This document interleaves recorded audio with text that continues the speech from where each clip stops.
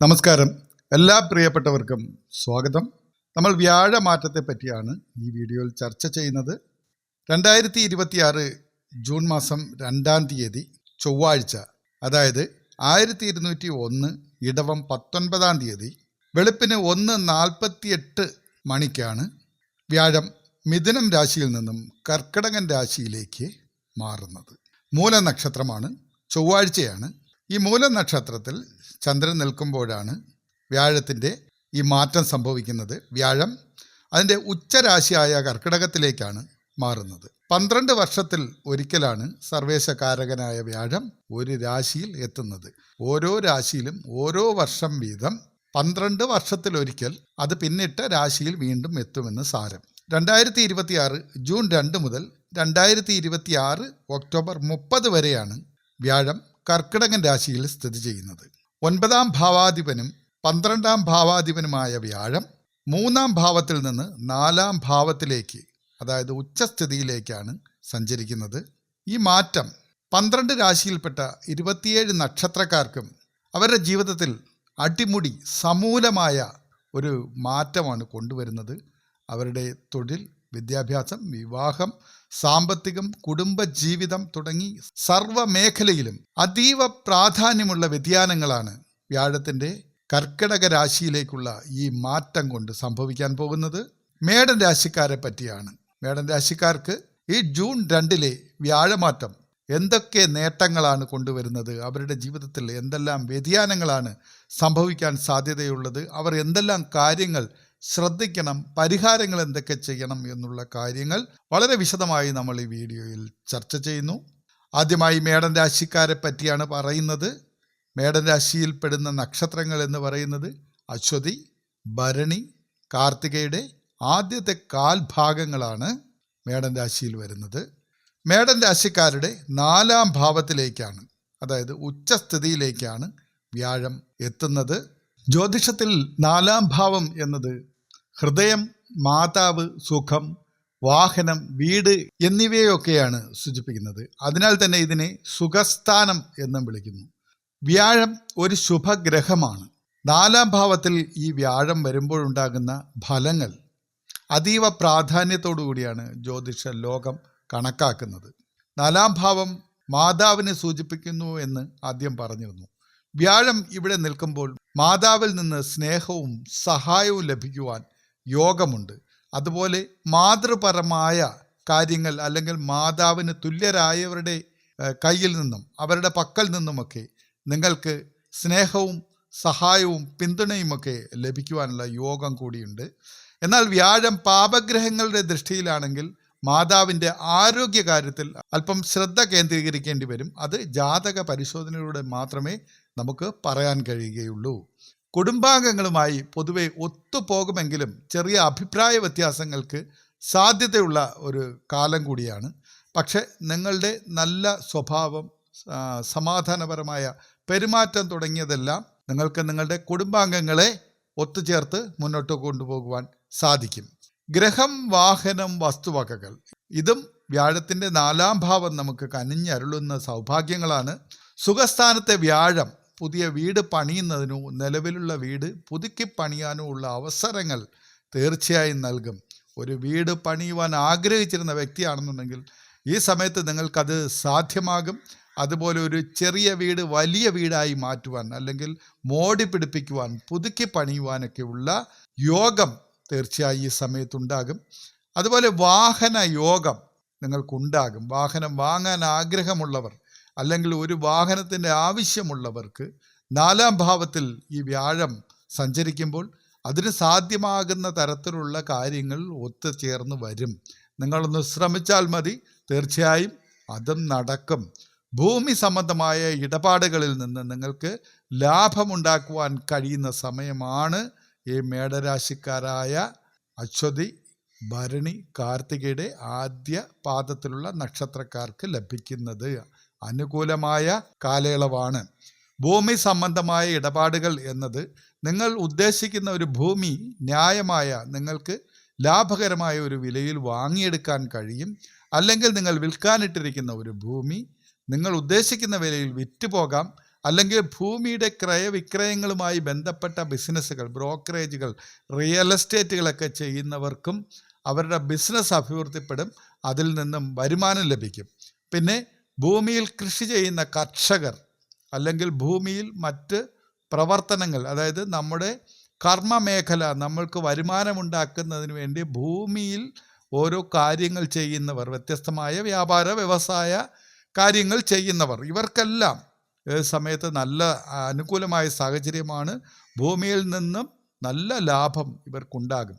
സ്വന്തം നാട്ടിൽ സമാധാനമായി ജീവിക്കാൻ ആഗ്രഹിക്കുന്നവർക്ക് ഇത് നല്ല സമയമാണ്. അതായത് നമ്മൾ അന്യനാട്ടിലാണ് അല്ലെങ്കിൽ വിദേശത്താണ്, അവിടെ നിന്ന് ഒരു തൊഴിൽ ചെയ്യുന്നു അല്ലെങ്കിൽ ഉദ്യോഗം ചെയ്യുന്നു, കുടുംബമായി അവിടെ താമസിക്കുന്നു അല്ലെങ്കിൽ ഒറ്റയ്ക്ക് താമസിക്കുന്നു, നിങ്ങൾക്ക് നിങ്ങളുടെ സ്വന്തം നാട്ടിലേക്ക് തിരികെ എത്തുവാൻ അങ്ങനെ ഒരു ആഗ്രഹമുണ്ടെങ്കിൽ അതിന് അനുകൂലമായ ഒരു സമയമാണ്. ആ ലക്ഷ്യം ഇപ്പോൾ സാധ്യമായി വരും. മാനസികമായി സന്തോഷം ലഭിക്കും. 4-ാം ഭാവം മനസ്സിനെ കൂടി സൂചിപ്പിക്കുന്ന ഒരു പ്രധാന ഘടകമാണ്. വ്യാഴം ഇവിടെ ശുഭനായി നിന്നാൽ മനസ്സിന് വലിയ ശാന്തിയും സംതൃപ്തിയും ലഭിക്കും. അതായത് നിങ്ങളെ അലട്ടിക്കൊണ്ടിരുന്ന, മാനസികമായി ബുദ്ധിമുട്ടിച്ചു കൊണ്ടിരുന്ന പ്രശ്നങ്ങൾക്കെല്ലാം പരിഹാരങ്ങളാകും. തർക്കങ്ങൾ നിങ്ങൾക്ക് അനുകൂലമായി ഒത്തുതീർപ്പിലാകും. കോടതി വിധികൾ, കേസുകളൊക്കെ ഉണ്ടെങ്കിൽ അതൊക്കെ നിങ്ങൾക്ക് അനുകൂലമായി വരും.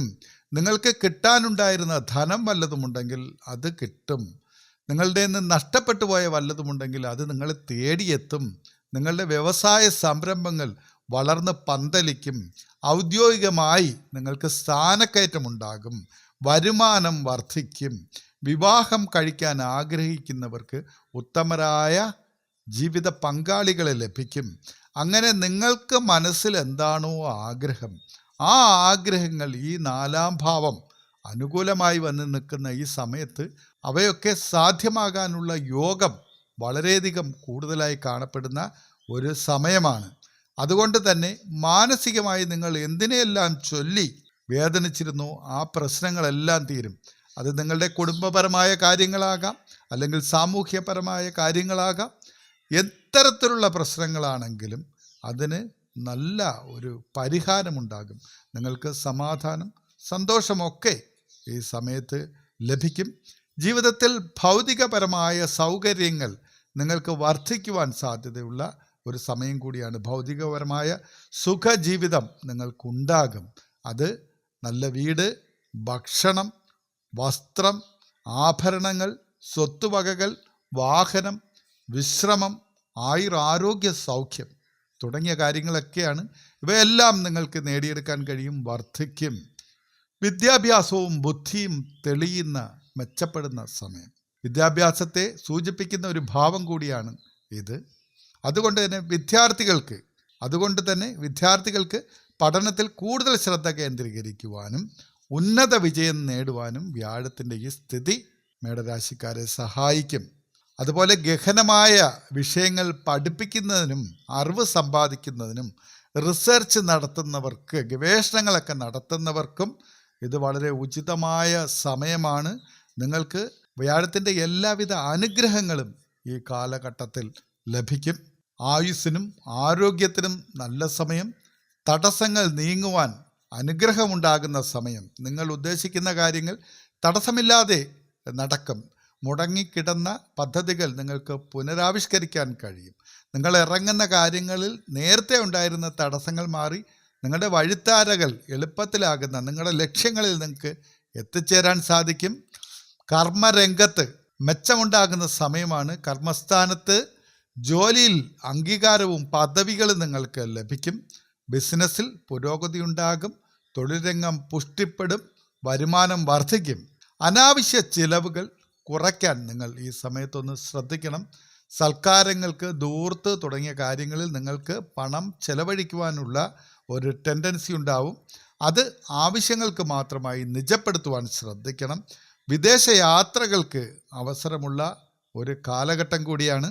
ചുരുക്കത്തിൽ 4-ാം ഭാവത്തിലെ വ്യാഴം ഭൗതികമായ സുഖ സൗകര്യങ്ങൾ വർദ്ധിപ്പിക്കും എന്നതിൽ യാതൊരുവിധ തർക്കങ്ങളുമില്ല. പക്ഷേ നിങ്ങളുടെ ജാതകത്തിലെ മറ്റ് ഗ്രഹങ്ങളുടെ സ്ഥിതി കൂടി നോക്കി വേണം ഇതിൻ്റെ അന്തിമമായ ഒരു ഫലം കണക്കാക്കാൻ.